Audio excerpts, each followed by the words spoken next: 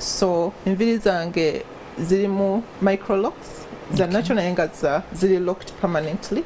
Microlocks bazikola batiezo methods nyingi gwe wajja wakozesa nakozesa natandika ne twists naye nga ntono ne tukola grid so that styling options zibeera nyingi naye nga ekyenjawulo ku locking versus just keeping it open kinayagala nga nze is siina detanglinga siina zisanyirira just nebaka nenzuukuka neŋŋenda then nzinaaba mu bathroom oba oyagala kuswimminga tewali buzibu just hair is already ready every time. Kati zibeera bwe zityo naye nga osobola okukeera ku makya no stylinga mu ngeri yonna gy'oyagala obanga oyagadde yes obanga oyagadde osobola kustylinga in fact obanga oyagadde osobola n'okubraidinga nga bulijjo osobola okukola different things okuzimakinga more interesting like for me now ku tips nateekako obusima obu curly hairs to give me that vibrant look naye nga okuva eno yonna paka somewhere enviiri ze ziri nacho okuva eno paka somewhere actually ziri nacho except just buno tips buno bokka to give me that color highlight naye nga also just an interesting look naye nga zokka nsobola okulaga sina nti kubanga ndaba okuva wano paka somewhere is a natural hair and then noteekamu ka colorants nosobola so buli omu asobola okikola ekyo omu asobola okikola actually for me I have my reasons enviiri zange zaalinga ntono ku mutwe ate nga scalp is also sensitive when siba nga I feel so much pain but also nga zinsiiwa braids just braids tezankolera ate nga njagala spring twist naye nga enviiri wobanga toyina full hair natural twist tezirabika bulungi oba olaba scalp inokuba n'enviiri nga nyingiko to look good with them so nendowooza what style can I do with my low density hair to look good ate nga seetawanyiza nnyo with bulky extensions so I ended up with microlocks zinkolera ziwa volume kubanga ntono zanjawulo ku normal dreadlocks kubanga normal dreadlocks zibeera nnene ate zibeera fewer so enviiri zo ziba nga teziri thick still tojja kufuna that curve bouncy volume that you can get from microlocks. Helen ono atudde wano mukyala akuliddewa because twagala okumanya ebintu bino ebyenviiri ebya natural hair wabiyingiramu otya naye wali mu buto tuzziyo kuba kuzaalawa banzaala Jinja district ndi a middle child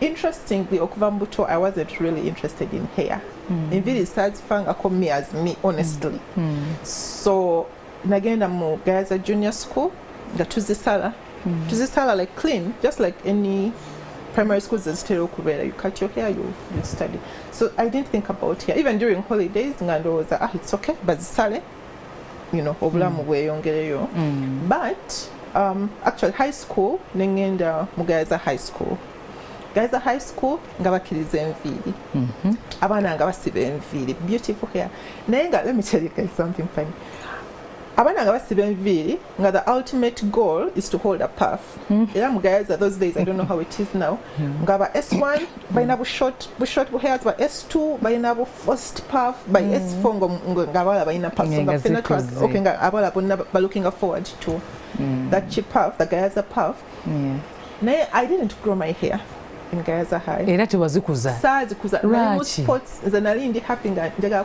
just kuzanya mizanyo my sports nga I was a bit tomboyish nga saagala just to sit there styling but I also used to tell myself ne kati zino puffs ze tukolerera bw'oba holding your hair in a puff when kutunulira from the front it looks like short hair to me hold is a low band sort of so ngamba we look the same when we were at the front we both look like your puff is this way me my hair is short so sakuza nviiri by the way at all even in Gayaza wali mu sports ngachi basketball nali mu lawn tennis nali mu table tennis nali mu badminton I think was my favorite nga tugenda lugogo nga tukola sports I really enjoyed my days but I was in sports and ebiseera by'enviiri tobirina sakola nviiri I wasn't even like inclined at all I wasn't that girl then high A level nagenda King's College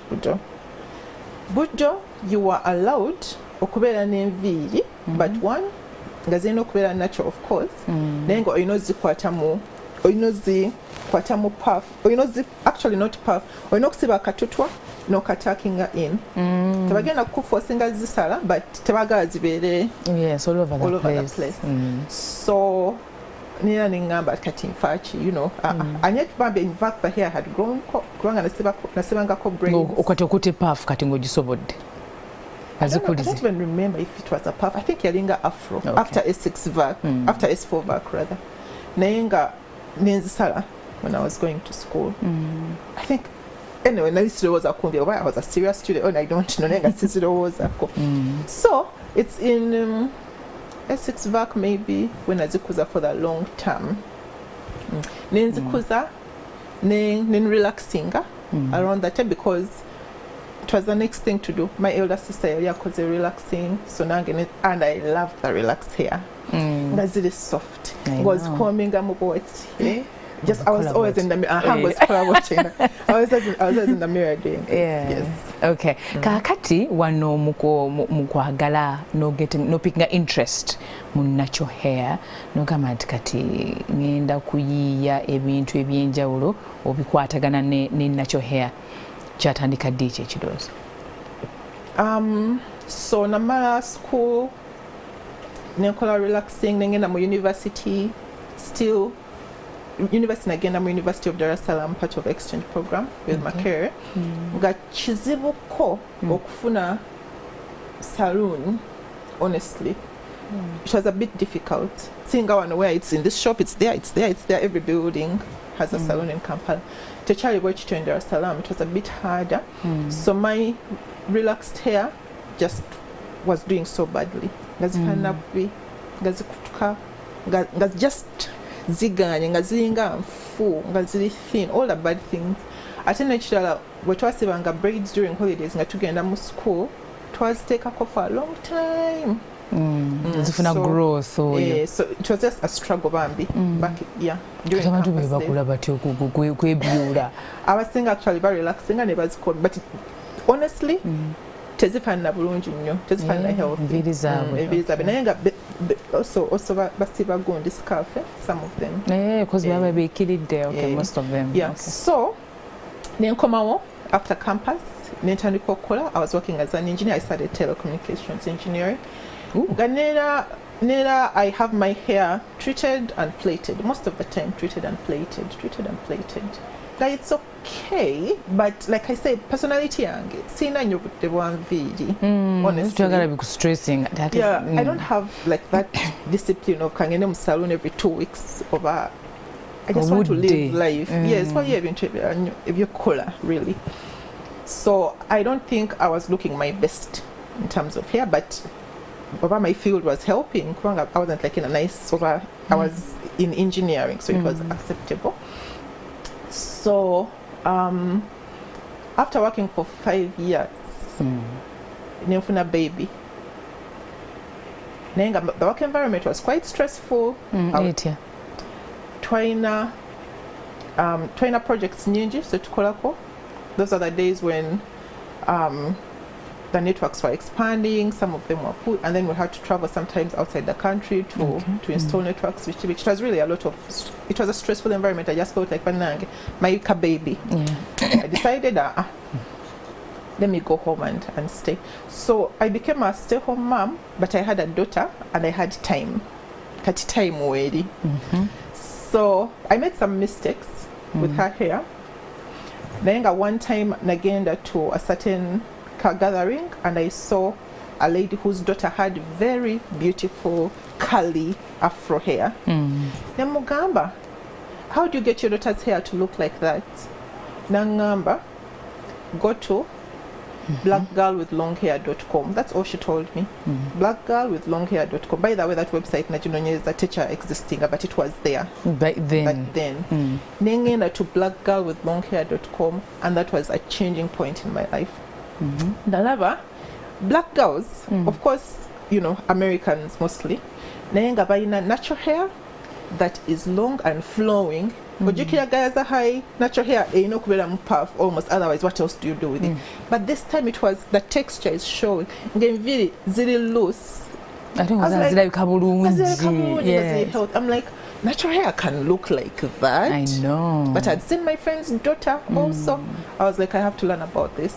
That was the start of just a lot of research and experimentation with natural hair. Kwegamba olaba ekizibu n'obuuzako mukwano gwo n'akuwa amagezi n'okugenda n'ogendayo n'otandika kati otandika bikolera enviiri z'omuwala wo zaatereera bulungi. Yes. Actually, enviiri z'omuwala wange naziteekamu so much energy and experimentation when so much trying when so much gabagamba let's say deep condition weekly katukikola gabagamba water is your best friend if you have natural hair to spraying with water. You remember in the past that we don't want water in our hair, that we just think you're supposed to put oil on the scalp and leave the hair dry, but now it was the opposite. Natural hair needs water. Not necessarily, but of course you have to do it, when you need to do it. Nayenga, when it comes to moisturizing, when take ebizigo oil movie moisturizing, but it's not true. Oil is a sealant, and of course it has other benefits, nutrients but it's not moisturizing, it's a sealant. So it's chingo kunaba bwengamanzi kangene netekeko Vaseline. I'm not moisturizing my skin. Then when soko kunaba, then netekeko Vaseline. It works very well because now I've moisturized with the water, I've sealed with the Vaseline. I'm good to go. So nagena njiga, actually you need water for your hair before you put the oil. So that we're experimenting with her. Nenga compliments nezitani kwa kuja. I like her hair. Where does she do her hair from? At home. Abantu balaba ng'omuwalawo ne bagamba nti nga balaba omulimu gw'okoze ku biri by'oyize ku internet. Okay, ne batandika okusiima omulimu ogwo n'ogamba kati kankitwale wala.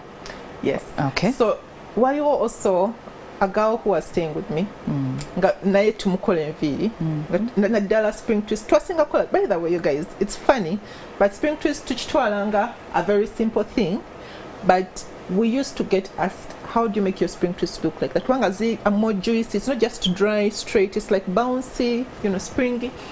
So, you go to church. Wamuntu akubuza. Enviiri wazisibyewa. Nomgamba, we did it at home. Nagamba, I can't come to your home, but I want the hair. Nomgamba, well. Nayenga, after some time, my younger sister and her friend, they would come home. I would wash their hair in the sink, like sauce, and plait it, and they would pay me. Yes. So this girl went to get deco. So one time she was going to the farm, and this was for me the final straw. Yali agenda mu farm. Nasala I need to buy some medicines for the animals. Nagenda mu thinking I don't have money. Let me cross the road and withdraw. Nalaba omukyala amugoberera. Yamugoberedde nga she's entering the shop. Amugoberedde nga she has crossed to get money. Nagamba, is this a thief? Okay. Namubuuza nti what's the problem? Omukyala nagamba zezo enviiri zenjagala nzifuna ntya. Namugamba tuzisibira waka. Omukyala nagamba God, there's nothing to do beyond that point. So when she came back and told me that story, which of this hair that we had done at home, I told her, you know what, tukolewo salon, tukole enviiri zanakyo kubanga abantu bazaagala. Wetsoke tuwumulemu awo wennyini tugenda okubanga tutandikira weewaawo goyinza okuba eyo naye nga tomanyi type of natural hair that you have. Anyinyonyodde wali nga tetunagenda kumpewo nagamba nti natural hair alimu ebika, tugenda kubitegeera nga tukomyewo, tovaawo. Okay, kulikayo nnyo tukyali ne Helen from Team of Beauty era nga ali mu kutubuulira ebintu byonna ebikwatagana n'enviiri zaffe ez'obutonde zita. Yes, okay. Wetuwumulidde twetwogera ku the types of natural hair. Ne natural hair naye alimu ebika. Kale katumutunuulire right now. So kituufu, natural hair is not the same for everybody. Natural hair actually in more different categories, different types. But there's the numbers from 1 to 4. Okay. So for instance, 1 is very straight to to 4 ebeera very kinky. So straight hair eringa, let's say by Asians, so it's very very straight. You take a comb right through. That is type 1. Just the easy way to remember is number 1, straight hair. Okay. Number 2, ebeera more wavy. So ebeera weights. So ngaba yindi oba ng'abazungu abalala. Okay. Zibeera, you know, wavy. Naturally nga tebateddemu oba rollers oba ki. Okay. In fact, okuzi straightening nga nabo balina kukola some work to make it straight kubanga naturally it's wavy. Then waliwo type 3 aba Africa tutera kubeera ne type 3 and type 4 naturally. Okay. So type 3 ebeera also curly but not as wavy. Curls zibeera very small compared to ziye nene ez'abazungu ezaffe zibeera less curly.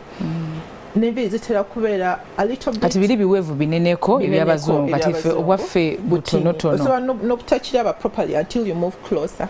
Oba osobola n'obutakiraba properly until you put either water or conditioner n'oyokolaba nti this person has very beautiful wavy naye nga bwe zigetting dry and it's together you can hardly notice.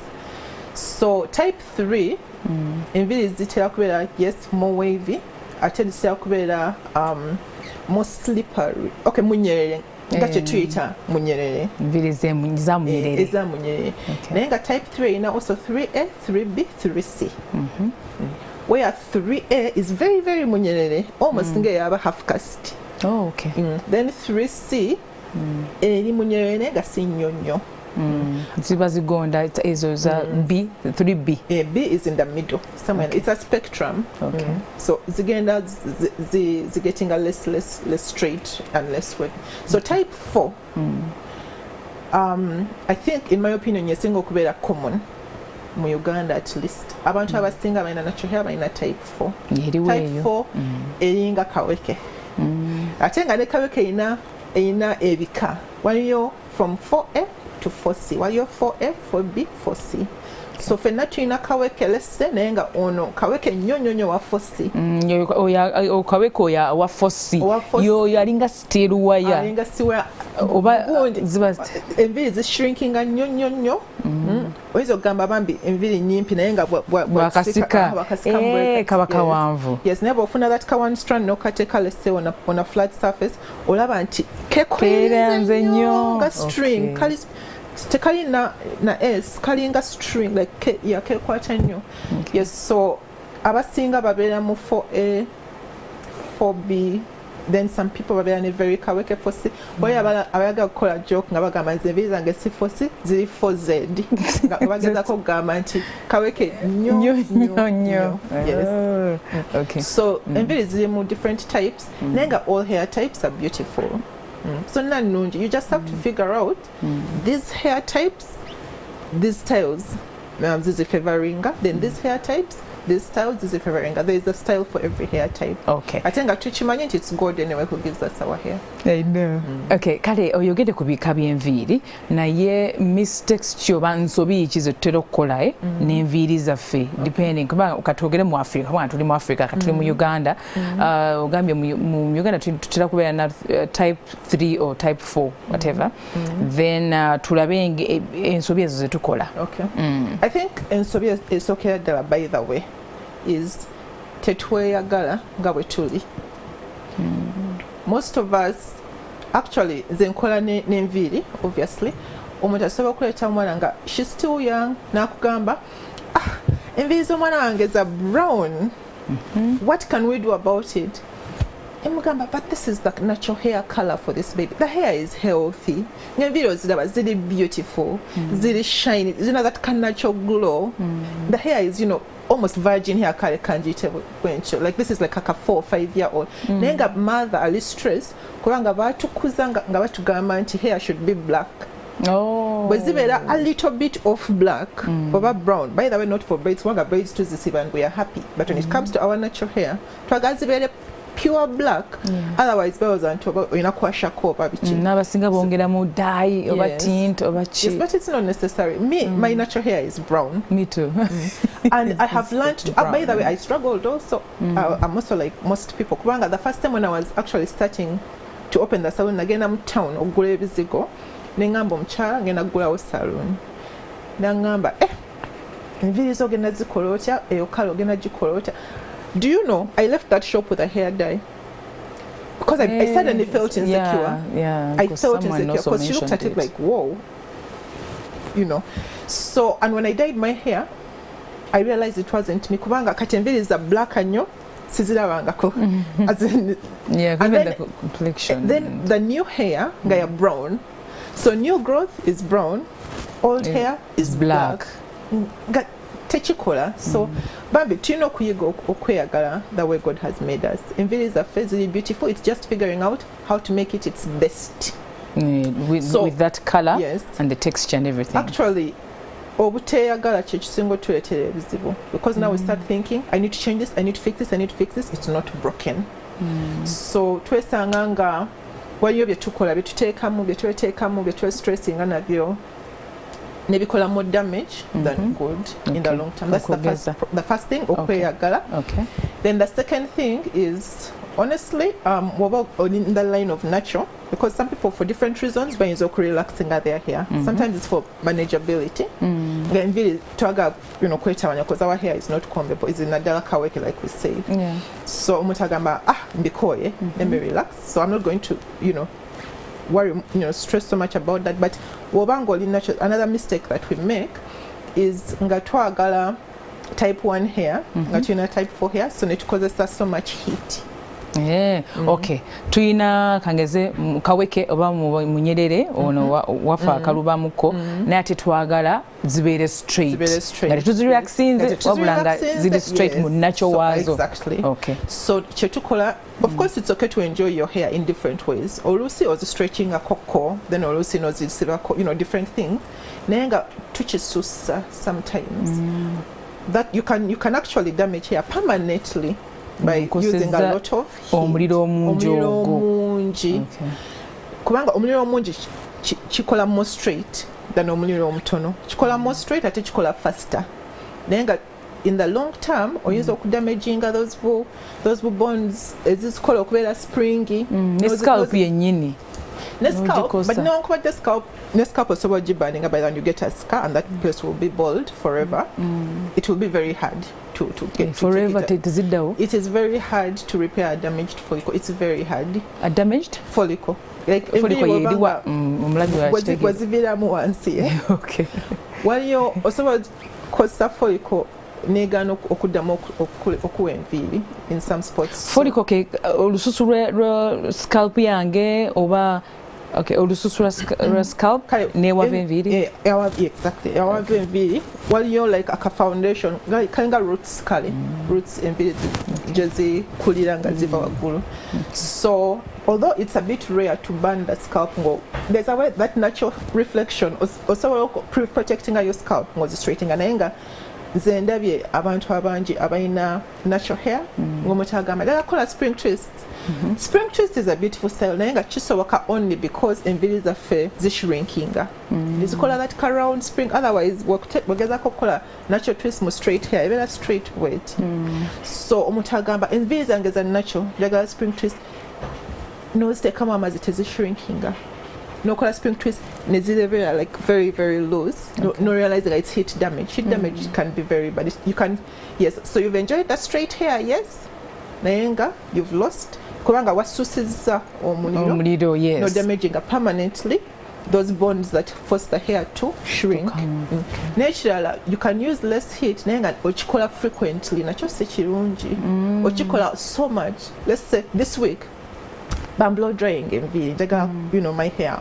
Next week, blow drying, wash and you know. Also, as long as enviiri azina kyazikoze. There's a look that she prefers, so that is the style that she inclines to. Nenga, to be honest, what are your precautions you can take to make sure that even when you have to use heat, we again there is a. They myself have damaged someone's hair with heat, unfortunately, and I repent. Kubanga, you get carried away. You're like, you know, like a thing is sliding. You know, you're ironing. But you should ideally deep condition. Gatonaba olona kulogenda okuteeka omuliro mu nviiri okola treatment. By Uganda to treatment. Yes, onaazamu n'oteekamu treatment so that enviiri zibeera at their best, at their strongest. Then waliyo kye bayita heat protector. Need protect ebeera etya? Eringa spray. Some of them ziringa lotion, but basically ebeeramu n'ebizigo allowing to safely use heat. They call a bit of protection. They allowing the hair to be stretched without necessarily the hair getting burnt quickly. Okay, so your spray or just spring ku scalp yenyini? Kumviri zenyini, si ku scalp. Or take a kumviri. Yes. Okay. Or take a kumviri, no making sure until the spread is the way then you can apply it. It will help to protect the hair. Okay. Then also, bobanga or reverting back to your hair ngomazoku or straightening or okyewala deep condition again, if possible. Or loosely, you can use a protein deep conditioner. Wanga protein yamba with the actually so kuyamba even with heat damage. Also inzo kubeera ne heat damage, then a protein treatment can actually help you to recover, but it also help your hair generally get its strength back. Our hair is protein. Protein. Yes. So heat, with my own eyes, heat can spoil. Those are mistakes we make. You're excited that one day, but then later you look at your hair and you feel bad. I tell you, Auntie, when the hair is now straight, it's weaker than it was before. Weakening than very burning a bit. So Jukira Auntie, hair is like a rubber band. So we're just stretching neddayo or just stretching neddayo our hair. Bw'oteekamu heat or mungi, that elasticity is reducing. So by stretching it's more likely to snap, to break. So tulina okwegendereza omuliro. Okay. That's another mistake. Then another mistake is our hair actually wanted to bring kinky. As an example nembivaako, but nadala fe aba 4C. 4B 4C. Enviiri zaffe zeeyagala nnyo so zeekwata eno yeekwata ku munne so zibeera just wears it nga still wear omukadde bweyabeeranga. So when you want to comb your hair, don't just bring a comb oba n'oyisaamu bw'oti, zigenda kukutuka kubanga zeekutte nnyo together, so tusobola ziforcinga down. So manipulation kyendiko, so tukola ensobi in the way we manipulate our hair. Actually, one of those small combs that twayinanga a long time ago, small combs sometimes with like a handle. Sinungi kunachula obunyo butono obwo. Yes. That comb works for relaxed hair. Kubanga enviiri zibeera straight. Naye nga natural hair olina okukozesa ekisanizo nga kirina big teeth nga kinene. Ate olina okutandikira ku tips. Otandika ku tips. Abantu abasinga otandikira eno wansi n'oziyoola. No, you're even making the tangles over its color worse. Let's say you're detangling over what color, I don't know bulijjo, but if you start from down, they quarter more and more, then you just break it off. Then later you say enviiri zange tezikula. Nenga kiva mu nsanirira. Yes, so olina ogiwa obudde bw'odetanglinga natural hair, ogiwa obudde. Kati that means okwata katonotono then nosoka ku tips. Exactly. Okay. Notandika ku tips. And then another thing is okiba kisoboka kozesa amazzi ka spray water oba detangler or combing through. It's very important. By the way, it's optional, but it makes a big difference. You see, our hair sheds naturally a bit. It's supposed to shed naturally a little bit. Nenga omuntu detangling roughly over time, agenda kukulaba nti the hair is really losing volume. Okusinzira kwoli agiwa obudde. So detangling slowly, you put in some water to help with reducing friction. Provide a good detangle eyamba. Sometimes you can first use your hands. No, mikono slowly to detangle the hair. Then you get that big comb. You start at the tips. Then when you get at the front. Now, what is interesting about natural hair, by the way, like I said, it's a lot of time. Bw'omala, let's say that section gy'otandikiddeko. Sibamu like a twist, let's say. No genda ku next section. Interestingly, what else sibamu ka twist? By the time you come back, Zekute. Exactly. So that means okwata bugundi bubando. Yes. Okwata kabando. Then no kadetanglinga properly. No sibamu chi twist chinene. Then no genda to the second part. No sibamu chi twist. No chidetanglinga. Chiyamba preventing other hair or shrinking ate n'okweddamu bwekiti okwekwata tekijja kwekwata nnyo but kijja kwekwata, so you save time. In fact, bw'oba onaaba ogenda kunaabamu on that day, you can wash it in those big twists. You wash it in those big twists, it will save you time later when you want to do whatever style you're going to do. Kijja kubeera easy. So that shrinkage is beautiful, but that shrinkage etwala some time to prevent breakage. Ate abantu balina budde yayaga kuyisa mangu. That's why I did this here, by the way. That's another reason. Kubanga detangling yetaaga obudde. If you're going to, by the way, natural hair is very beautiful, but olina okugiwa sometime. But the good thing is the more you do your hair, oyiga how to do it faster next time. So it's like the first time it took me all day. In fact, pagita wash day.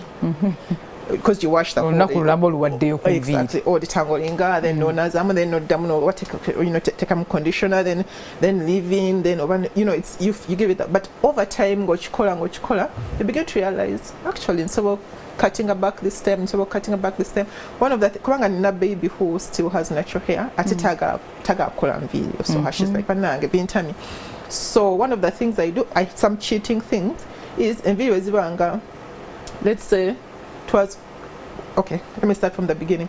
The more frequent you wash your hair, the less time you will take.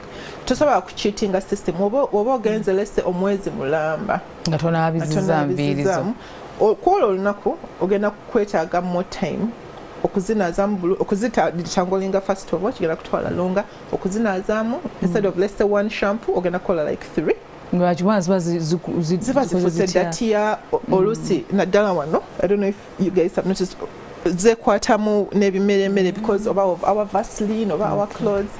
The longer you take, the more time. So bw'oba okikola weekly wesanganga it's faster kubanga tezekute nnyo si nchafu nnyo zikyali not so dry nekikwanguyira. So even the detangling etwala less. So olusi kyetukola tumunazamu with her with big twists, then nitekamu conditioner. We use that time for detangling. To detangling zenga too. Rather, the twist is the style jabaddemu lesse. To detangling with the conditioner, then to rinsing her out. Then she's a baby. This whole process is working for 30 minutes. Nitekamu up to 12 na finishing her. But in the beginning also has to a long amount of time. Okay. So not giving hair time is another mistake. So be area. Yes. In fact, for me, I think abasinga obungi ekyokuhandlinga hair kyekisinga otuleetera ebizibu abantu kye complaining about. Another mishandling of hair is nga tukola styles eziri so tight. So tight. Omanyi waliwo styles nga n'omutwe gukuluma n'otandika n'okulyanga omubiri gwonna gutandise okukuluma because of so styles sije ziri very tight. Okay.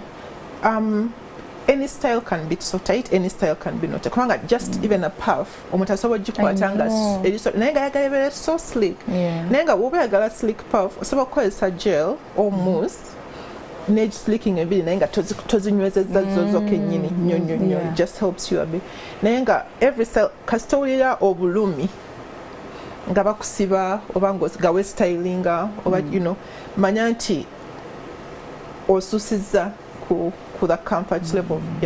So there's a tight styles, not good for our hair. This is stressing, but also just obutamanya the proper hair care.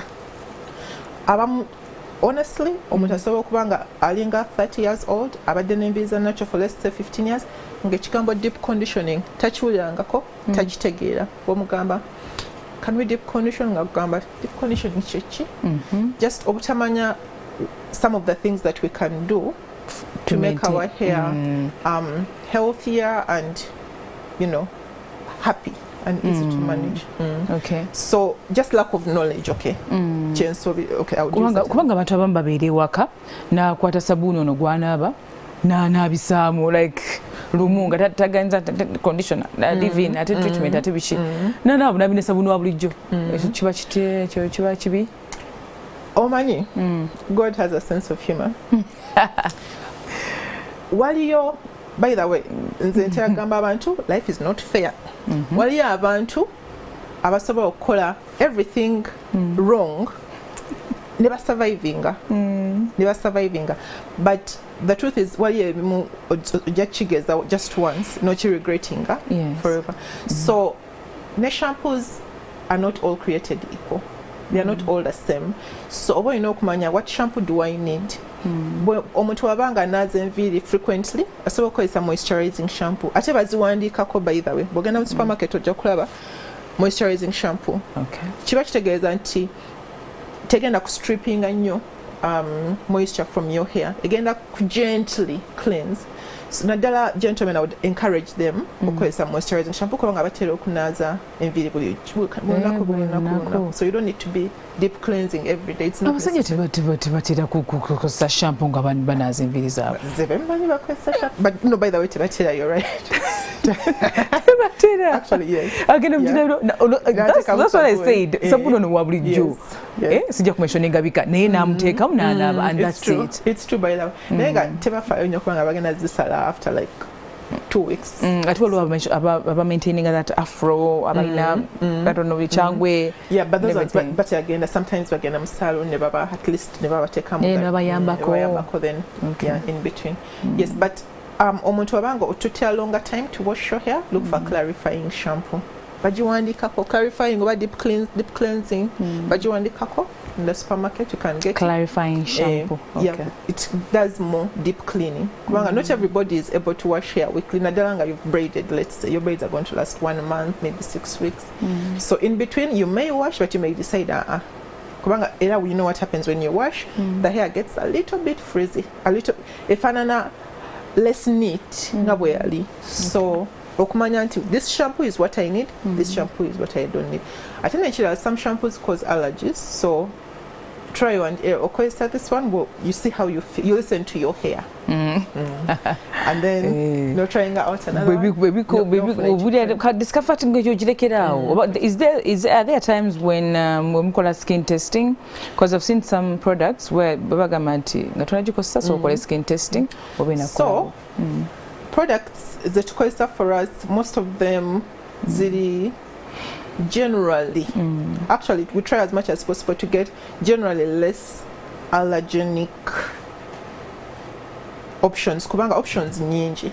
But you want, if you're now like for us to work with a wide range of people, you want to be as and like for instance ebizigo tutera kukozesa nnyo shea butter, but even with shea butter while you're someone who will tell you shea butter tenkolera yankoze bubi one way or the other, but we try to get something that is probability of most people being okay like with for it. Everyone like to use. Yes, but ideally the recommended, I would recommend if someone is ngofuna ekintu ngoyaga kigezaako, if you can, but tebagenda kikola, you can answer bakola patch test. But also it's called a patch. No one does that. But the chikozesa first properly, then balabe how it was kubanga kiyinza okukolera ono nikitakolera oli at all. Okay. Abaana abato tusangamu obuzibu nga tubanaaza enviiri nga tubasiba nga tukola ki yo experience yaabwe eri tugikole tutya okubalaba nga tebafuna bulumi. Ojjukira kye twayogeddeko ku patience oluusi tubeera mu bwangu naddala ffe abali mu business oyagala just to finish ate nga abaana beetaaga time. Newankubadde your patient sometimes ogamba bannange, so tugezaako okuba distractinga ka movie, okay, ka children's play something oba ka activity biki so that they sit still kubanga nange na baby ate antawanya even more than strangers. I don't know, just a change. Okay, wetukomawo tugenda kudda ku baana abo tutunulye engeri gye tusobola okulongosaamu enviiri zaabwe, okuzisiba, okuzisistylinga naye nga tebalumiziddwa bambi obanga discomfort weeri naye nga ate teri too much. Wetukomawo webe tugenda okuba tututunuulira. Okay, all right. Kitundu kyaffe ndoza kyakusatu. Abaana bano tubahandolinze tutya abalina natural hair or any other type of hair nga tuzistylinga, tuzimaintaininga, tuzikolako, tuzinaaza and everything. Tusobodde kukola tutya okulaba nti tebalumizibwa in that process, Helen. Okay. First of all, I'm going to encourage moms as much as possible, Bambi, let the children's hair remain natural. Please. I feel like you can make the decision for yourself to relax your hair, but let the children's hair remain natural because it's the healthiest option for them. Oluusi kubanga enviiri zaabwe zibaluma bitutama omwana akaaba n'ogamba tuteekemu chemical, you know, combing ebeere easy, but at least zisale okay. Naye nga try to avoid okuteeka chemical mu nviiri z'abaana kubanga their skin is so porous and so sensitive. Naffe abamu you know twekosa nga we are using relaxer if it's not done well, so how much more ku mwana omuto. Because bannange honestly speaking abalabi baffe by the way bwe bibanga muyina ekibuuzo kyonna ekikwatagana n'enviiri zino eziri natural ezo oba za mwana oba za musajja oba za mukyala kyonna ky'olina weereza message eyo oba comment yo ku 0781 277701. Okay, Helen wali wano agenda kubanga addamu ebibuuzo byo, so kyonna ky'olina right now tulabe ku social media abaana bano babasiba kapenso omwana ng'olaba takyayogana kwogera nga bamusisse yenna and then also tubasanga nga babataddemu ebizigo bino ebya relaxer nga batudde under the dryer naye nga mwana muto 5 7 10 it's painful. Actually, waliyo abaana abalina scalp is so sensitive. So sensitive. Sensitive scalp. This is what you're abamu balina extremely sensitive. Okay. Naye nga abamu balina a bit normal naye nga balina okutya because of previous experience. Twabeerako n'omwana nga tonaba namukwatako ouch kubanga probably bamusiseko already in the past, so already enviiri as associating her with painful experience. Yes, so it can be actually challenging. Nenga abana betaga obudde nenga nekirala what I would like to tell my fellow moms chicho ye chicho with omwana okufaanana I don't know nga omuntu omukulu, let's say. I know. Yeah. Chicho, like what is what kubanga omwana newankubadde agenda kubeera nga flower girl so mukola ka nice slick bun, painless, beautiful. What some you know what baby styles. I know. You know, even at home, also call it at waka. No problem. So just for cute puffs, eh? Now they are just cute like a dog. Umana ka some take bugondi accessories with those colorful which I mean that's so cute. I mean that's so happy. And so painless. Yes. Peso teacher tags. Peso ne braids ngola ba musiki dala. Nada's no is it bulky like packed. I know.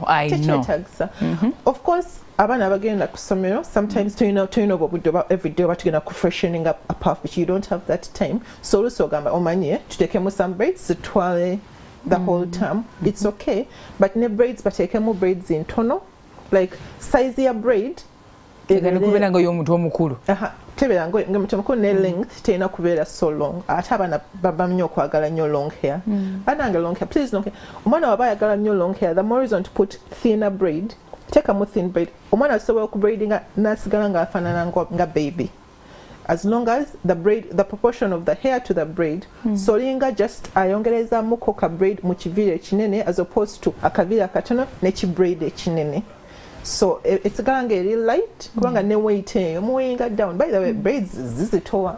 I know. Zizitowa. Ate jukira these children baswimminga then that extra weight. I know. And so it's not then to get decorated. Also zina some allergic reactions as well to these children. Actually, just okwogerako ku that allergy that braids cause. Obanga ogenda kukozesa braids naddala ku mwana osobola zisoakinga in apple cider vinegar. Actually any vinegar. Ziriwa zonna zotegeza. Bino ebiviri nga mbiguze. Braids on let's say Abuja as an example kubanga Abuja buli omu azimanya I think abasinga okubraidinga just normal braids braids I know tamentioninga oguze ekiviiri kyo ogenda kusiba braids n'omuntu omukulu by the way oba omanyi nti braids zikusiiba kubanga sometimes nga bazikola waliyo some chemicals ze bakozesa fe abamu to reacting at not everybody those, yes so wasiba braids no yanga you even want it off your head so was soaking in vinegar before you braid for about 10 minutes or soaking in vinegar oja kulaba nga bayo ebijja ku surface chemicals bivako then no rinsing in some water or so rinsing in like shampoo water if you want but you can just rinse in water no zikaza if you want no braiding atoja feeling that itch So for children, that's nice. Braiding, yes, it's a home remedy. It works. So if a child is going to braid, nadanga braids, see why you can do that before you braid. But still, braids very light. Bambi braids very light. It's okay for a child's hair not to be so perfect. I know. It's okay. It's okay. It's very light, but of course also some beads are dangerous. Abana bamanyo zisikare never harming themselves with them. But you can find accessories that cannot either be pulled out or banga zili safe ngati basobola swallowing or anything. Okay. Bafanane cute, but pencil not recommended for babies. Nengo so call it Swahili still.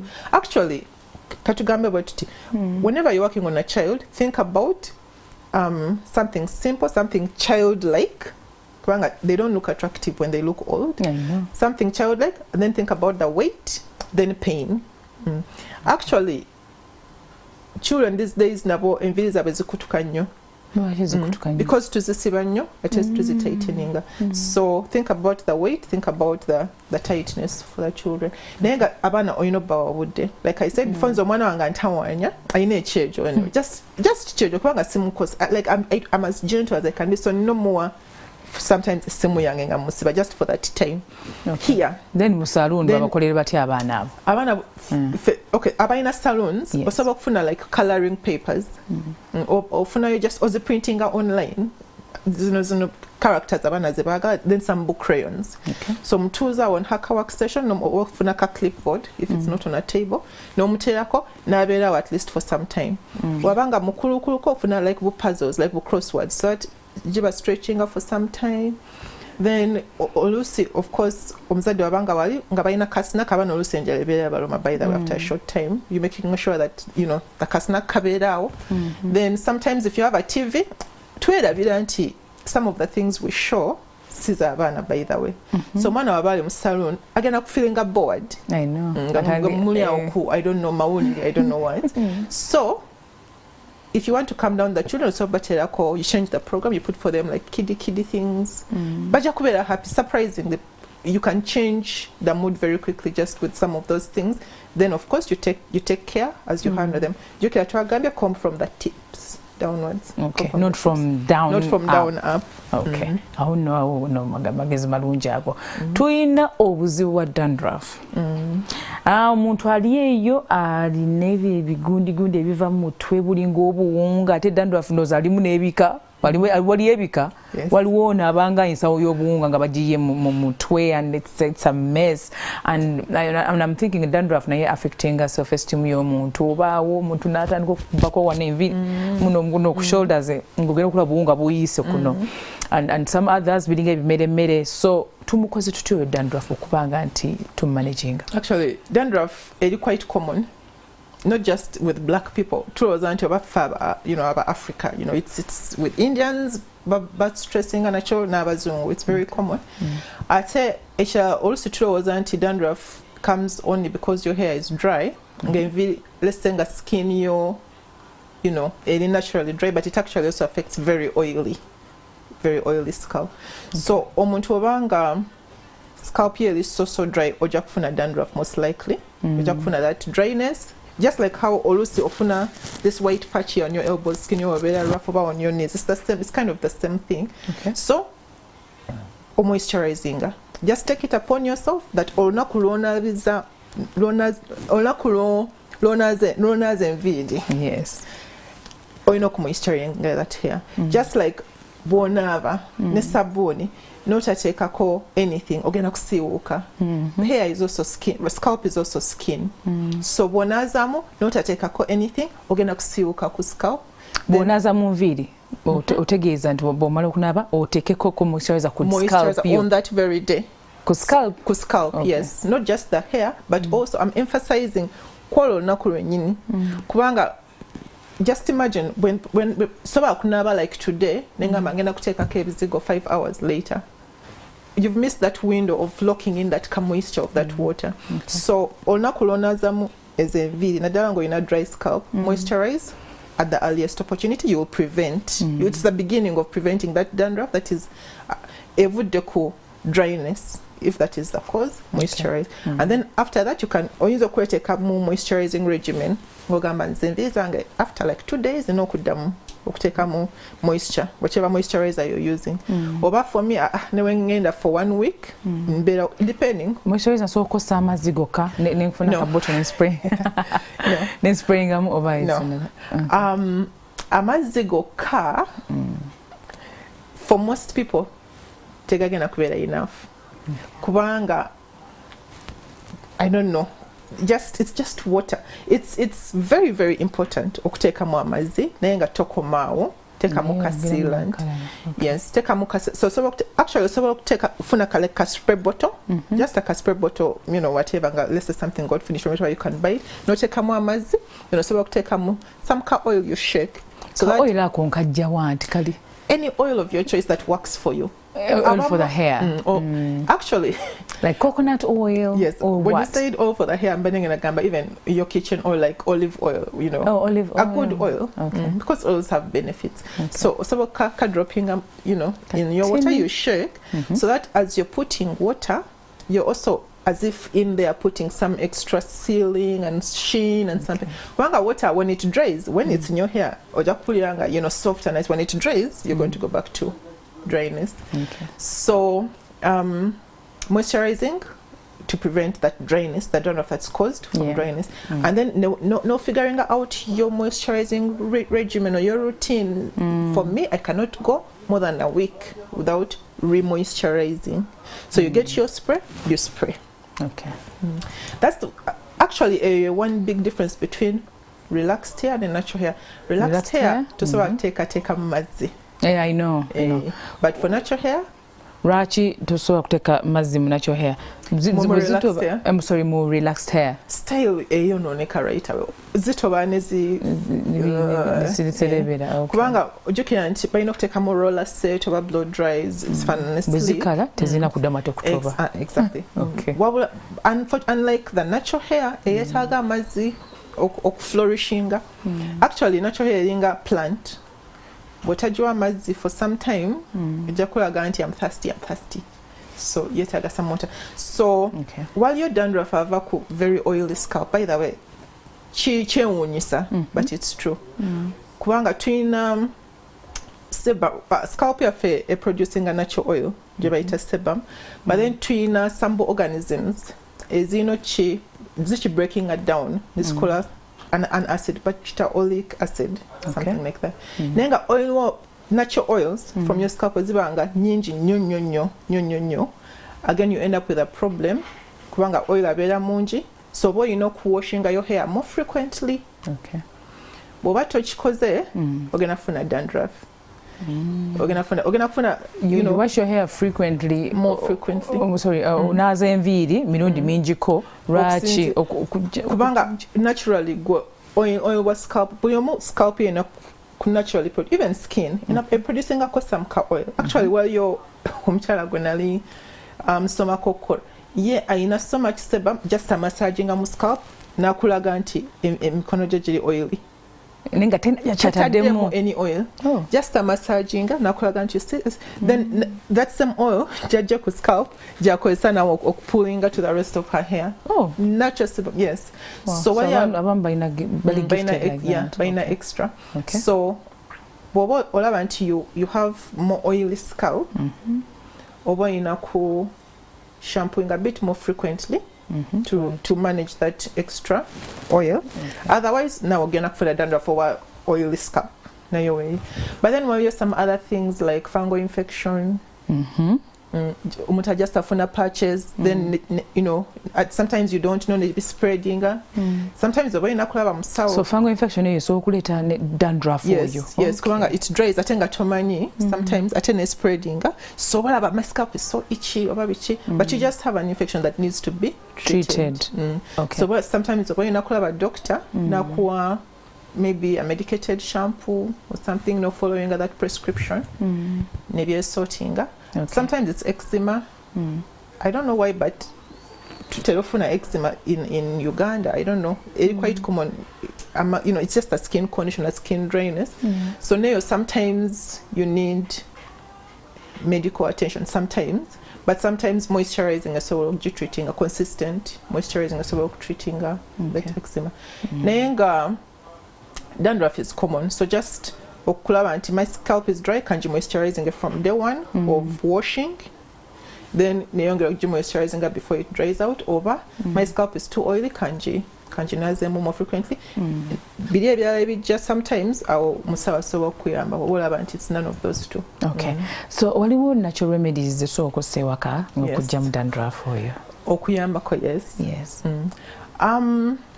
Osobola bw'oba omaze okunaza mu nviiri ne shampoo, si sabuni. Okay, sabuni. Waliyo some shampoo bars by the way. Okay. Naye nga si sabuni ono ayuza engoye nakyo. Yeah. That one will dry out the hair so much. Okay. Bw'oba omaze osobola okukola apple cider vinegar rinse. So ofuna some apple cider vinegar ali mu supermarket food section. Okay. You dilute it maybe akakava kamwe ka apple cider. Waliwo nali white, waliwo nali brown, the brown one. The brown one. Okay. The brown one. Unfiltered or something. That one is an expensive brand, but there's also like American Garden. Well, you have some other brands that are not simple. Okay. So, expensive is not always better. Sometimes, but not always. Okay. But you just need apple cider vinegar, or you can get like 1 cup of water. Not come like a cover vinegar. Like a cover is about 500 ml, I think. Then you rinse your hair and scalp with it. Okay. Especially in dandruff akutawanya, you rinse with it. Ngomaze okunazamu, it's your final rinse, and you don't wash it out, you just leave it in. Actually, it even conditions the hair. Eyambako no conditioning the hair. Bulungi nnyo ate even locks. Like that smell of apple cider vinegar. You like it? No. Yes, I don't like it. But toji jam, but it's diluted. It's diluted. It's not going to. It's diluted. And so 1 cup of water. With a kakava. Kakava is very small. Like I don't know, 5 meals or 10. It's about 5 to 10. Yes, meals. And then you pour in. Then nozinaba. Where's going to face to be reacting and okoya bot. No nazamu backwards. Okay. Yes. So just keep it on your scalp and your hair. Then you go ahead with conditioning. After how long? You can. For some people, they do just leave-in. So when you're gonna call a leave-in, you just dry with your car, whatever you use, your car cotton t-shirt, whatever you use to dry your hair. Vinegar. Tomujam. I don't want it to be rinsed out. Okay. No, take your leave-in. But if you're going to deep condition, it will be like the first layer of your deep condition. Then you put your deep conditioner on top. Normally, because the deep conditioning, they can move for 15 minutes, depending, 15 minutes to 30 minutes. Then you rinse. That one you will have to rinse. That one you will rinse. Yes, nenga vinegar. But no doing like bread. Sometimes even lemon. So squeezing a lemon by the way you sieve it. Then you just some people. Okay, abazungu bakozesa cotton balls. Right. But also like funa like your cut t-shirt kogendo thingy. No wiping on your scalp. You'll get relief. Then you can now moisturize. Actually, moisturize lemon only ngai mu squeeze siyongede mu wadamazi. Osobola kwongera amazi because I've tried lemon on my face. It can sting. It can sting a bit. Yes. So you can dilute it. But it's vitamin C treatment. It's actually good. It's actually good. Okay. So when nkwata mu lemon bwento that squeeze juice or in a cup or whatever, nkwata mu kwasi nenteka ku scalp. Yes, and but then the advantage of the cloth is you can also clean off obanga wamaze dokufuna be flake. Also do wiping off and actually get a clean scalp. Okay. I would discourage from scratching it or manyicha tukola sometimes to scratching and it collaborate dandruff anti waliwo ebikusiiwa n'okwata n'ekiti n'otumumwa n'otakuza but over at risk of getting atable wounds ate n'obeera n'ebizibu ebirala so that lemon cleaning thing kayamba. Okay. All right. And national remedies kyendala ze tutunuulidde waliwo mukwano wange yaŋŋambye nti obutungulu onomixingamu oba garlic banooteekamu. That's for hair growth. For hair growth, yes, not for dandruff. Okay. But it might also help, by the way, because scalp health normally takes care of dandruff. Okay. There are different things, by the way. At home by Indians, they figured out there are natural herbs that they can use for healthy hair. obutungulu sometimes the list is long. Ezimu I think balimba, but ezimu I think tebalimba because they're so consistent. Nenga obutungulu juice blendinga, no squeezing, no funa juice kino nange nakikola koko on myself. No just squeezing. It worked for you? Let me say something about hair and hair growth. I'm gonna come out to the obutungulu. We are born with all the hair follicles we shall ever have. So thickness enviiri z'omuntu has already been determined by the time they are born. I'm not saying that enviiri zonogenda zirabirawo, but follicles were ziriomo, because we know for a fact that some babies about enviiri ziba ziri funny.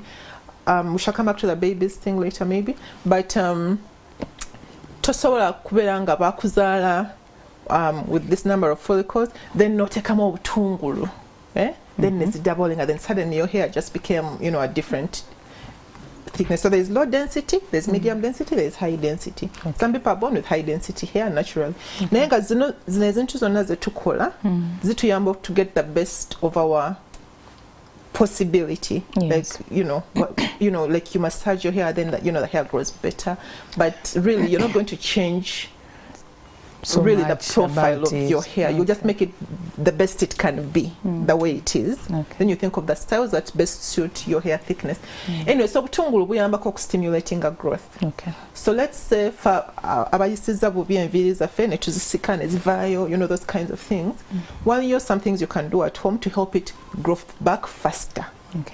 One of them is obutungulu. So that cut juice, or kafuna, but so you can actually put a drop of lemon in that cut juice. It helps to remove that. By the way, then I take a muko lemon, rather onion juice in my hair. Then for emergency, then in the supermarket and shopping. So I was just like, I'm sorry, sorry if anyone is listening. Yes, but oh dear. It. Kalemon kajamuko kali akasuka katono. Or an essential oil a little bit. Nenga onion abeera ne sulfur mungi. Sulfur helps with hair growth, with stimulating growth. Well, that sulfur of the long time ago that people used to put in ngapi. So lemon helps. Another home remedy for regrowth and also strengthening, rice water. I was thinking about you with deco, I think. Well, you know this village in Asia. Okuva mbuto bakozesa nnyo rice water to rinse their hair. Bayina enviiri paka wano wansi zinga Rapunzel, like almost all of them. So they have, it's amazing, but bakozesa rice water rinse bafuna like banaza their rice, then agamazi ne bagaleka mu saucepan, ne bagafumba with like the peel of an orange, ne bagafumba, then ne rinsing their hair with it. Just rinsing their hair with it, not right away. Bagaleka for like 48 hours. Fermentation apparently helps. Wow. Fermenting, the smell is, but the orange peel. It helps with the smell and everything. So, but that one I've also experienced it. Kati, omuntu wabanga wakukigezako ewaka nafumba naza omuceere quantity ki kuba mnaye tulina babulira. Exactly. So. People do different recipes, but really also nowadays it's not just the water. So often like one tablespoon of rice. Then you can, what I would think is a good idea, you wash that rice first and let the first water go. Then you can wash it again and you try to break it with your hands to get more of the goodness of the rice into your water. Then you can sieve it, and if you can, I think the lemon thing helps also with the smell, the lemon peel, but you can just, if you want the rice water, that's what you need. So you let it sit for at least 24 hours to ferment. Just in a container covered somewhere. Then nogakozesa to rinse your hair. This one you rinse it. This one you wash it out. The banga will eat it 24 hours. Yes. So omaze okunaza mu nviiri, you rinse with rice water, but rice water is so penetrative. They actually did research and found that even when it is rinsed out, it has already penetrated your hair, so you don't leave it on or you kind of hair for about 10 minutes, you rinse it out. But rice water see up your mu rice water awo soke tumulemu katono nnyo. Rice water si wa buli omu atulaba n'atuliza ayinza okulowooza nti okay bamentioneza rice water kangene no okay ogenda tubulya lwaki si wa buli omu nga tukomyewo naye ate era mu last segment yaffe nga tukomyewo tugenda kutunuulira hair loss bana enviiri z'abantu zikutuka wano najjawo ekiwala ate wano nga yeziri eno tewali oba wano mu forehead wano enviiri zigwawo tugenda kutunuulira lwaki enviiri zikutuka ne natural remedies tulokosa nga tuzimanaginga tovaawo. Okay, ekinu kyaffe ekisembayo kyetugenda okutunuulira olunaku olwaleero mu kaseera kano wetuwummulira tubali tutunuulira rice water. Yes, Helen abadde agambye nti rice water si wa buli omu yena ensonga lwaki ndozo tutangazaamu awo mu bufunze. Rice water erina protein, waliyo kye bayita protein sensitivity. So while protein is good, it can be overdosed on. Ate protein overdose, protein is helping your hair to get stronger. Protein overdose, echisusa, and your hair becomes hard, brittle, and breaks. Ekyo nakirabako practical. So rice water so okuzinga enviiri z'omuntu okukutuka. Bwaba tazeetaaga, yes. Bwaba teetaaga rice water. Yes. Kati namukozesa. So very, very well. Nakirabako in my family, relative wange, netumteekamu rice water. Then after some time I was like, stop. Enviiri zifuse hard and stiff in a funnel. You can tell while you choose it's no longer elastic and yet omulala aina low protein in the hair ajeetaaga. So it's not something jokola buli kana contribute because it's amazing. Otegeera otya nti kati rice water ananyamba Wanida? Yes, so remember to target the heat damage. Rice water so okuyamba with that heat damage to help the hair to get back its elasticity and break it. Then wabanga your hair is naturally weak, just weak. You can know when your hair is weak. Just anything small, zikutuka. You might want to try a rice water. Actually, nemu deep conditioning bagamba nti alternate between moisturizing deep conditioner and strengthening deep conditioner, which is a protein deep conditioner. So let's say for 6 months a moisturizing deep conditioner, then on the 6th month no color a protein deep conditioner. Sometimes you just get your same deep conditioner and you take a more G, like and then it becomes a protein deep conditioner for you, so that you get that protein and moisture balance. Abakozesa just the white, but all of it is fine. Okay. The only thing is take a enviiri ate togenda mu dry mbu over steaming kubanga the egg is going to cook in your hair. literally. So you don't. So you just sit and give it 15 minutes and then rinse out with cool water first. Same problem, it will cook in your hair. Zinenso bitwazi kola many times, so we can tell you what to avoid. Okay. Yes, nayenga rice water jetaga if your hair is weak or if you're suffering from heat damage. It also helps to okuza enviiri. It really does. But tochisusa, use it occasionally. Yes, and you can make it really dilute if you're not sure. You can make it really dilute. Okay. And then as soon as you don't need it, stop. Okay. Waliwo abakyala abadde batubuuza nti oba kiri okay okusala enviiri z'omwana omuwere gwe bakazaala. Ekyo kyo bakikubuuza nawe? So yes. Nchulira all the time. Omwana wabanga baby. The truth is, wali abagamba nti no enviiri z'omwana olina zisalako ziyoke zikule. Kyebagamba si kituufu nti bw'ozisala zijja kukula bulungi. Zigenda kwesootinga. Abaana nga bw'olaba omukyala oluusi wabanga ayonsa omwana enviiri ne zikutuka nnyo n'abaana kibagwako. So omwana naye abeera ne hormonal changes. Ava mu lubuto nga waliyo environment endala, bw'afuluma environment endala. So hormones ziba zeesootinga. So enviiri zigenda ne zikutuka sometimes naye zikomawo on their own. So teweeraliikira nti oba kawalaata hiya wabiki tuzisaleko zijja kwesootinga. So omwana tolina musala nviiri okuggyako ng'oyagadde, but tekigenda kukyusa nti oba zigenda kubeera thick. Jjukira twagambye dda nti buli omu atondebwa ne follicles zagenda okubeera nazo. So enviiri zeesootinga bwesootinze mpola. Okay. In fact, abana. So no waliwo cultures ezimu where you're supposed to cut the hair mwana nga muto. Wachibanga cha culture, it's okay, that one I understand. Kubanga cultures zibeerawo. But if it's for the sake of growing the hair, techi necessary. Actually, one of the people that I know, 5-year-old, gwe nalabako ng'enviiri zimukoma wano, bali tebazisalangako. Kubanga muto. Yes, ate nga ziri thick, ziri beautiful, so si kituufu nti okukula olina sooka zisalako. Enviiri z'omwana ziweke zikula, it's not true. Kale. Weebale nnyo kino kibadde kirungi okukinnyonnyola bw'otyo. Kale waliwo abakutuka enviiri zaabwe nga teziwera nene enkoto bawa ekyo kiva ku ki? Guys, ekibuuzo ekyo nkifuna all the time. Nange kennyini nkinamu experience ne mu family yange. But ensonga zibeera nnyingi ezikozesa enviiri okukutuka. Ezimu is just genetics. Balding, abasajja tebalina kye bakola to their hair, but at a certain age zitandika okuvaako ekiwata ne kijja. Yeah, so ezimu ziri genetic. It can be very painful, especially obanga oli, you know, a lady. So sometimes, worst case scenario, you literally ogenda nekola implants, hair implants. Worst case scenario, wechibanga, it has come down to that.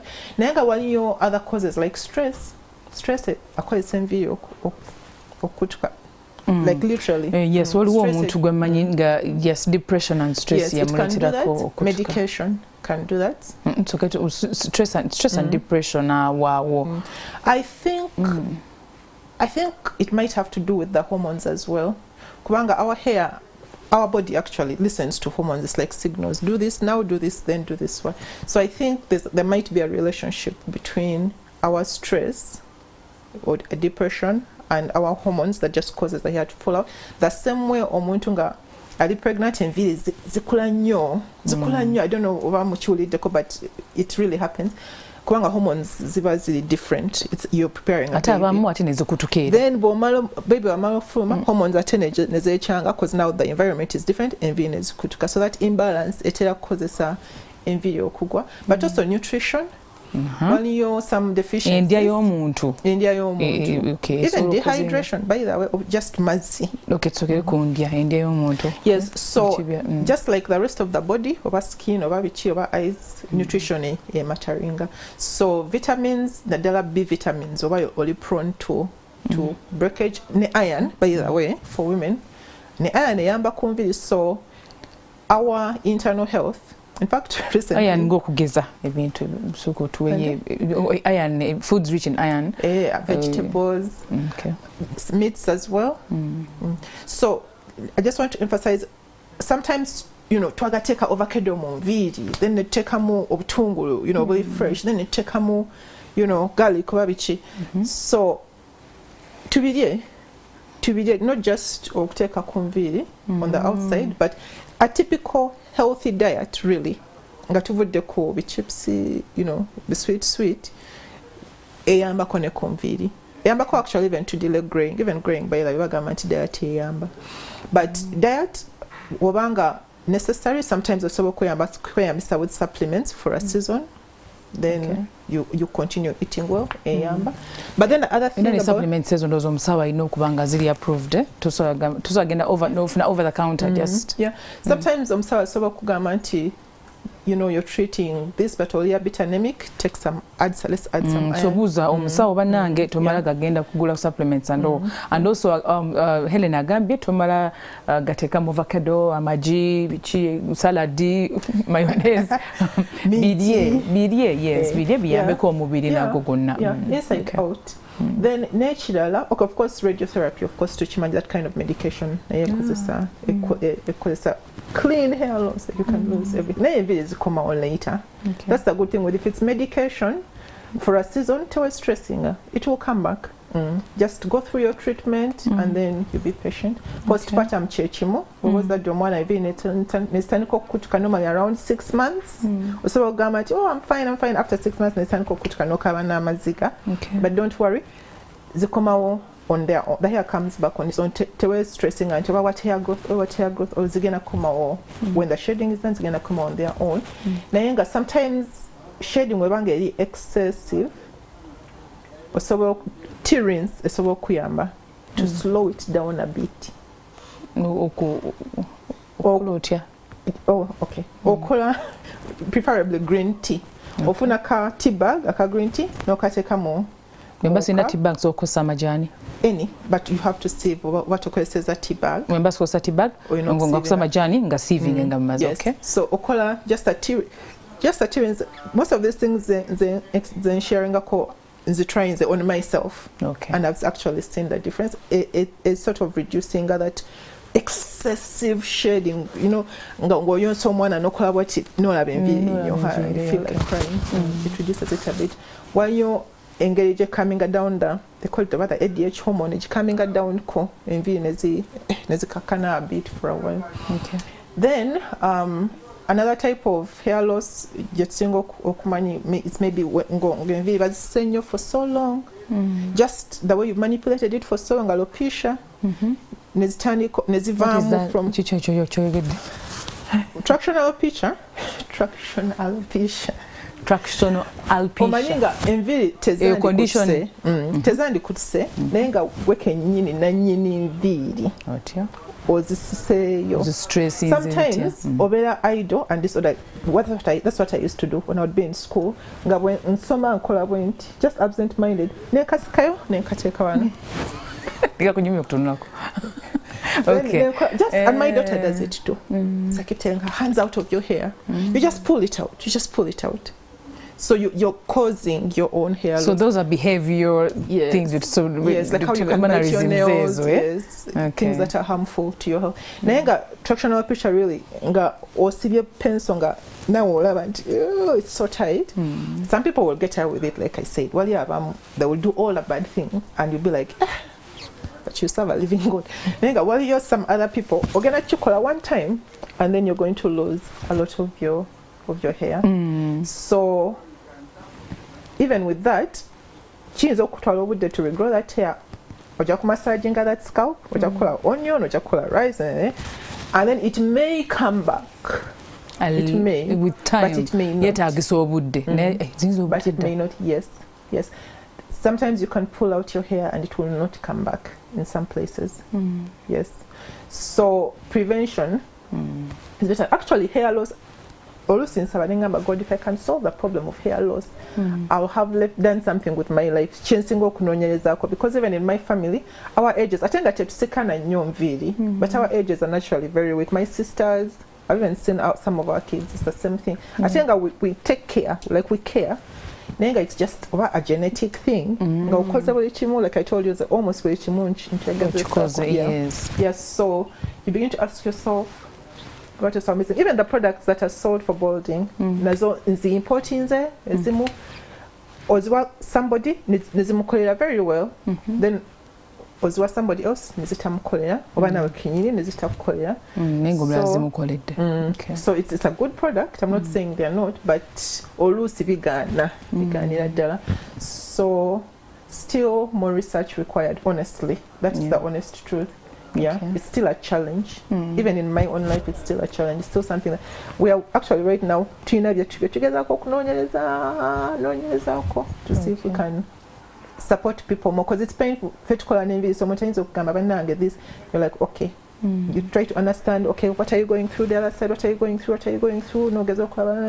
But then people prefer if you can just tell them, yeah, I know. But that one thing, okay. Wali kugundi ku engeri ugambye waliwo natural remedies osokosa nazo. Okay, tulina gye tulese yonna natural remedies for hair loss. Okay. So one of the things, massaging the scalp. Kubanga oluusi that ka massage it let blood flow to the follicle, then enviiri nezikula. So ka massage kayamba. So really onion juice eyamba ne castor oil. So we're cool massaging with castor oil.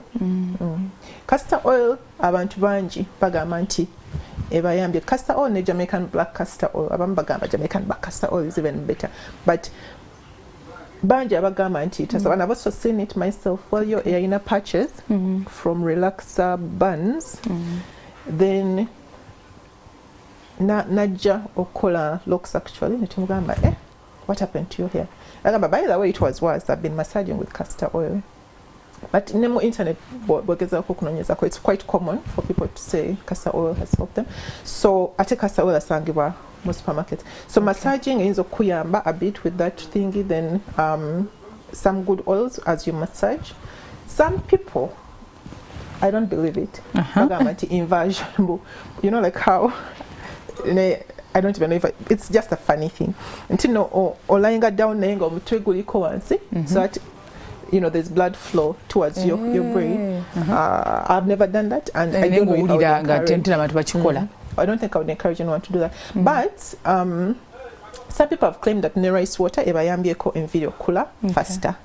Actually, someone told me, this is now a real testimony, ntino ya auntie we yakozesa rice water. Now there's a message nga screaming, oh my god, it works, my auntie's hair is growing. Yes, because probably the reason for the hair loss was protein deficiency, probably. So okutegeera, you know, yeah. Kati bano abantu bano balina bipatches mu mutwe eno nga waliyo ate wano wakati nga tewali boy bajja mu saloon maybe okusiba braids or something or to style it musobola kukola mutya. We have someone exactly the way you've described. Exactly the way you've described. Now, luckily for this person, there's a product that is working for her that we're able to get from a certain supplier. Okay. So what you're styling immediately? It's very complicated. I know. Kubanga this is daily life. Omuntu ayina genda to her workplace, ayina genda ku mikolo. So we've tried, ideally, if you can let your hair be when you're trying to do an intervention to a hair loss, that would be the best if you can, but sometimes you can't. So Olusi akozesa her wig, Olusi, but recently we actually plated her. She wanted, and she looks so beautiful. I wish I'd brought her picture to see. Yeah, but for her at least yafuna product emukolera. Yes, that was very encouraging. Kubanga Olusi, you just feel helpless. Okay. Kale. I think eranga akadde kagenda tukutukwata. Throughout your quarter of your life wa concentrating ku kunoonyereza n'okukola products ezifa ku nviiri z'abakyala abaana n'abaami eza natural. So omuntu ng'aliyo ng'alina obuzibu obwo bakusangewawo something, I don't know. Well, out of the interest all around, twagulawo salon near my home actually, Muchambogo. So we actually have a salon specializing mostly in natural hair. Kubanga chetumanyi more of specializing mostly in natural hair. So era twesanga mostly with also children. So abazadde n'abaana. So it's like a family salon together to making her as homey as possible. Sorry, abami. Temutera. Nenga products zo bazikozesa. Yes, nenga, yes, twina some products zetulabye nti this is helping people atenga ziri from locally available things. Kubanga products weziri though in supermarkets weziri, but some of them ziri expensive atenga raw materials weziri locally really. So we can, this one here we can put together. So while you're softening, softening products, it's a spray. It's a built on rose water, glycerin. So we wanted to be number just in case. Okay, 0754 733 017. For further questions, you can reach me there. Okay. Kale tweyanziza nnyo Helen from Team of Beauty bakugu mu by'enviiri eza natural era nga bulina obuzibu bwonna nga tosobodde kusoma comment yo bambi obuzibu bwonna bubadde nabo tujja kubanga tutukira Helen ajja kubanga kuyamba. Kale mwebale nnyo kubanga mutulabye twatandikidde paka kati wetumalidde bambi tugenda mu live era nga byabeesije tukyabiriko nnyo era nga tugenda kubanga tubaweereza mu bujjuvu mu maaso awo. Kale tubagala nnyo mukaba tukomire.